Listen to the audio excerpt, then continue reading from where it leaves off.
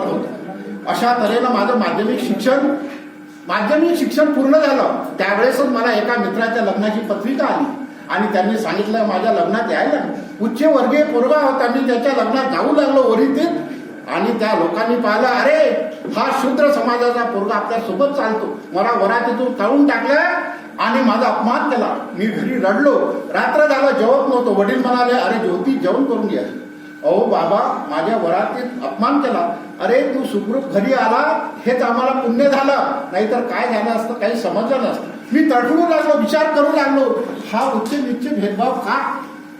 आणि ठरवलं या समाजासाठी काहीतरी केलं पाहिजे आणि मुलींचा शाळा काढण्याचा निर्णय घेतला। भिडे साहेबांचा वाडा आम्हाला मिळाला। त्यांच्या 2 रूम मिळाल्या, 6 मुली पाहिल्या, तयार झाल्या आणि जाहिरात दिली, शिक्षक शिक्षिका पाहिजे।